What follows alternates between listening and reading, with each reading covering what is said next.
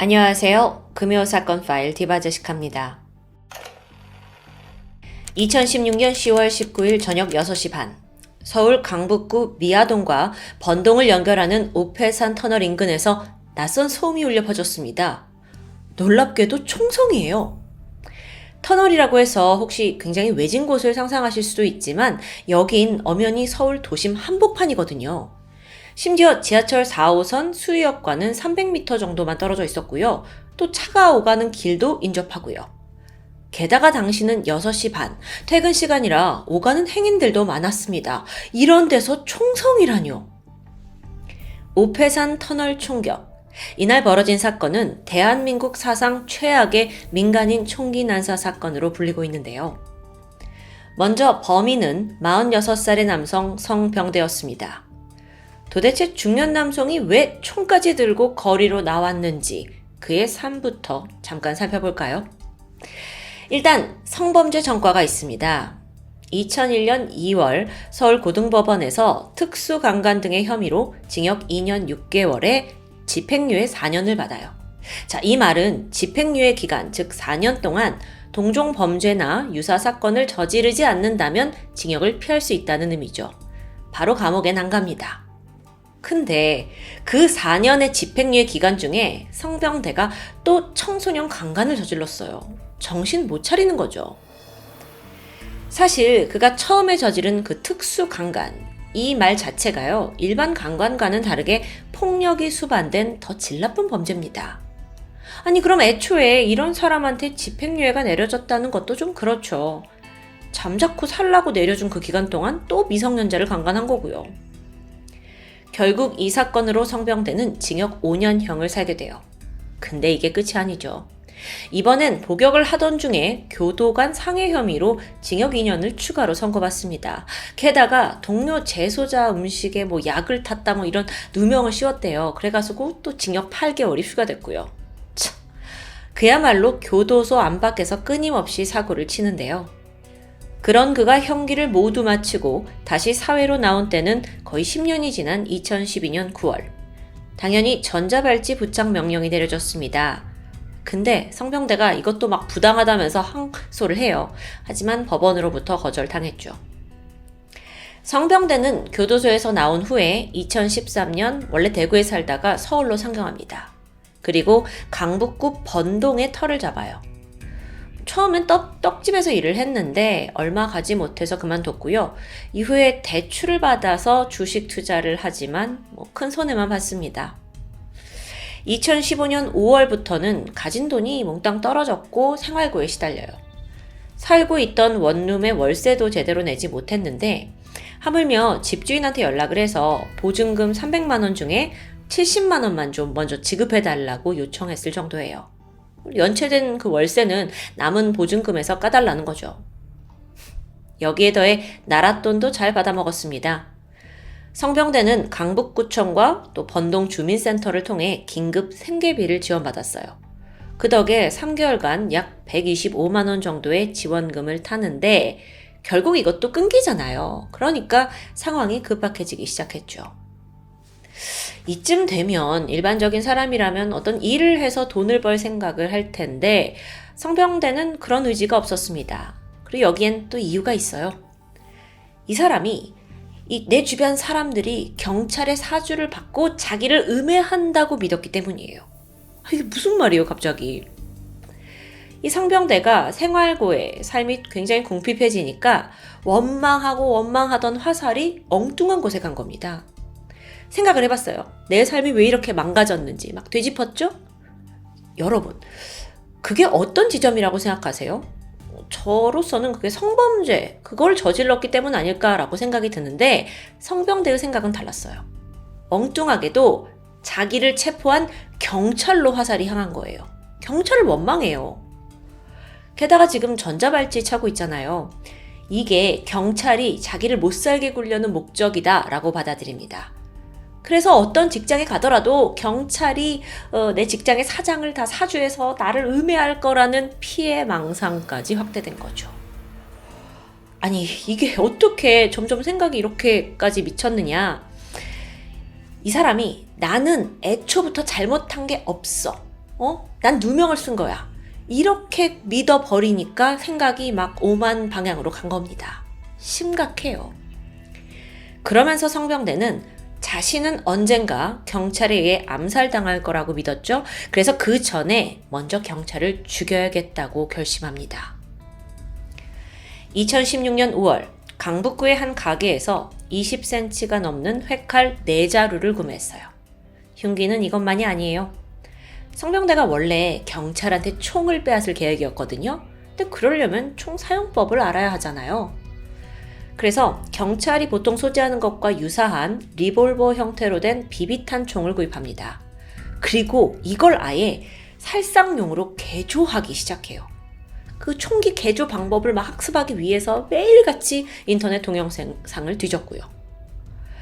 지금 보시는 이 사진들은 경찰들이 나중에 이 성병대가 만든 것과 같은 방식으로 제작을 해서 검증한 겁니다. 언뜻 보면 좀 조잡해 보이기도 하지만 사실 위력은 대단했다고 해요. 경찰이 실험을 해봤는데 이 총에서 발사된 총알은 인간 근육의 강도와 비슷한 젤라틴 블록을 가지고 실험을 했거든요. 근데 이걸 무려 34cm나 관통합니다. 그러니까 인간이 급소에 맞으면 목숨을 빼앗아갈 만한 위력인 거죠. 그런데요, 상식적으로 이 총이 작동하기 위해서 필요한 게 있죠. 대표적으로 화약입니다. 화약 자체는 일단 사람들이 쉽게 구할 수 없어요. 게다가 성병대는 전과자여서 더더욱 쉽지 않았죠. 그럼 어떻게 화약을 구했냐? 이것도 참 황당한데요.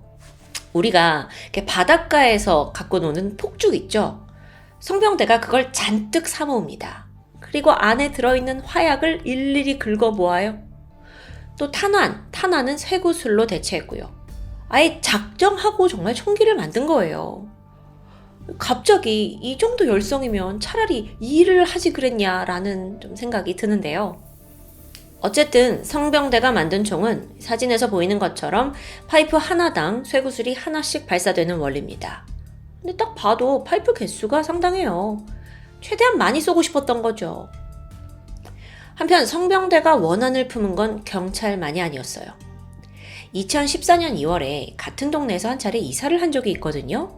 이때 만난 부동산 업자 60대 여성 이 씨가 있는데 이 사람을 이전부터 아는 사람이라고 착각을 했던 겁니다. 그래서 안녕하세요 하고 반갑게 말을 걸었죠.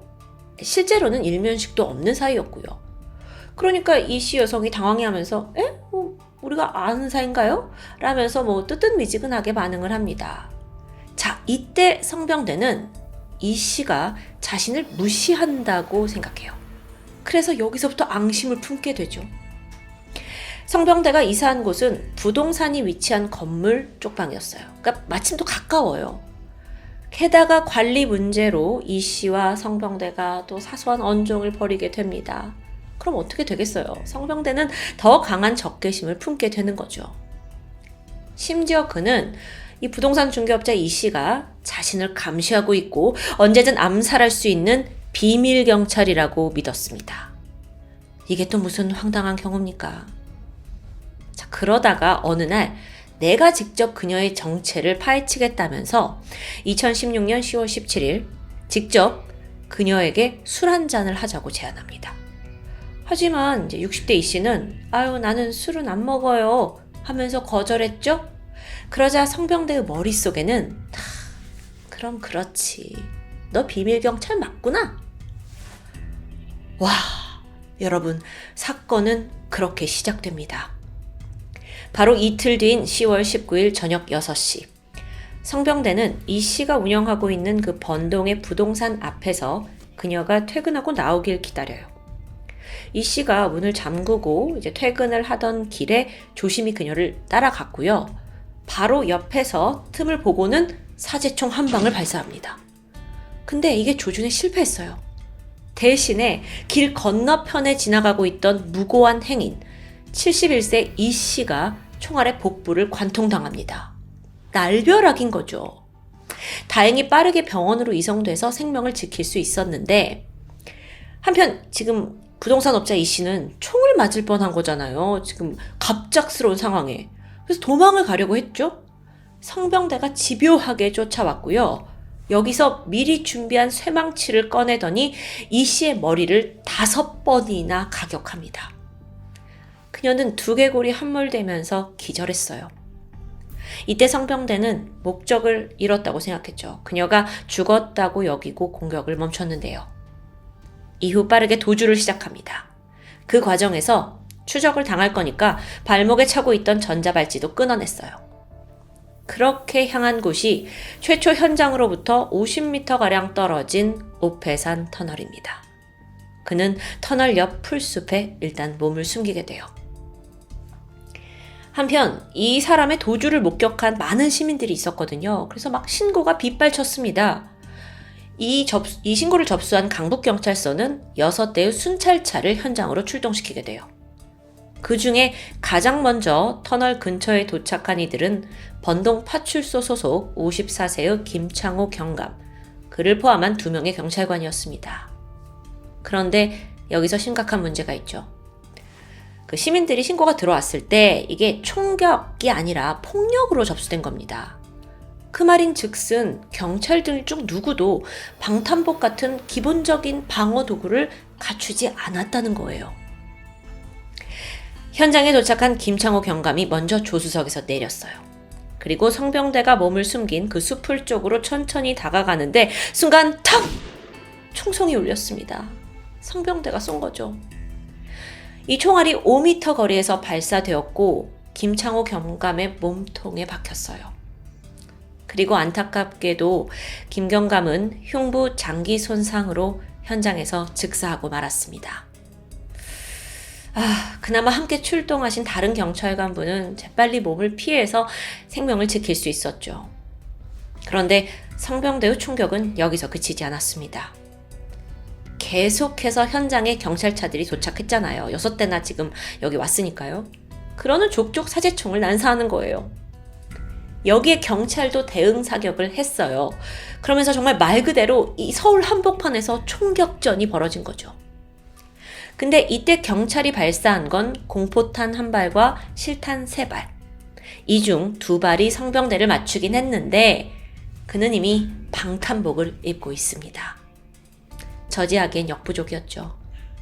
그렇게 약 10분간 숨막히는 교전이 이어졌고요. 자, 그럼 이제 어떻게 해야 되냐? 이 와중에 뜻밖의 해결사가 나타납니다. 이 성병대를 붙잡는데 사실 가장 큰 공을 세운 건 한 시민이었는데요. 당시에 인근에서 건설 노동자였던 56세 김 씨 그리고 33살의 이 씨가 술을 마시고 있었습니다. 그러다가 팡탕탕 막 총성이 들리니까 뭔 일이야 하고 주시하게 되잖아요. 경찰이 오고 난리가 났어요. 이때 김 씨는 성병대가 경찰과 막 대치하느라 정신이 팔려 있다는 것을 알게 됩니다. 그리고 조심스럽게 풀숲 뒤로 다가가서 그를 뒤에서 덮치는데 성공해요. 그리고 이후엔 인근 상가 사람들도 합세해서 결국 성병대를 제압하는데 힘을 보탰죠. 그렇게 잡힌 성병대는 헬멧 그리고 방탄복으로 완전 무장한 상태였습니다. 소지품을 보니까 더 놀라워요. 무려 17정에 달하는 사제총기와 칼 7자루 그리고 사제폭탄 1개까지 가지고 있습니다. 이거 정말 그야말로 작정한 테러범이었어요. 여러분, 이렇게 성병대는 저지됐지만 이 사건으로 경찰관 1명이 순직하셨고 또 시민 2명이 중태에 빠졌습니다. 자, 이 사건을 이렇게 되짚어보면 일단 성병대의 그 걷잡을 수 없는 피해 망상에서 좀 시작되었다고 볼 수 있어요. 실제로 전문가들은 그가 심각한 편집 측정 망상장애를 앓고 있다는 결론을 내렸는데요. 여기에 대해서 법원은 심신미약을 인정하지 않았습니다. 그 이유는 그가 사전에 치밀하게 살상용 무기를 제작했잖아요. 그걸 또 범행에 이용했고 모든 걸 계획했고요. 이 점이 참작된 거죠. 따라서 그는 재판에서 무기징역에 처해집니다. 근데 이게 억울했나 봐요. 성병대가 항소를 했죠. 그러면서 재판장을 교체해달라고 요구하기도 합니다. 이게 말이 돼요? 이어진 항소심에서도 역시나 그에겐 무기징역이 내려졌고 확정되었는데요. 이때 재판문에는 이런 말이 적혀 있었습니다. 엽기적인 범행으로 인해 성실히 직무를 수행하던 경찰관 그리고 시민의 고귀한 생명을 잃었다. 재판에서도 지적되었듯 이 사건에서 정말 안타까운 점은 그 경찰관의 사망이 아닐까 싶은데 이걸로 인해 많은 시민들도 충격과 슬픔에 빠졌습니다. 사망하신 김창호 경감님은 정년을 겨우 6년 남긴 베테랑이셨다고 해요. 그래서 더 안타깝죠. 근데 만약 그 현장에서 제대로 된 방탄복망 입고 계셨더라면 이런 비극은 좀 피할 수 있지 않았을까요? 다행히도 이 사건을 계기로 해서 경찰은 그때부터 순찰차에 방탄복을 필수로 배치하게 되었다고 합니다. 그러니까 이전에는 동네 순찰하다가 총알 맞을 일이 있겠어? 이런 안일한 생각을 했던 거죠. 물론 여러분, 국내에서 총기 사고는 매우 드문 일입니다. 그래서 전혀 대비를 하지 않았기 때문에 무고한 목숨을 잃었다고 볼 수 있겠죠. 그런데 여러분, 이 사건에서 의문을 갖는 분들도 있으실 것 같아요.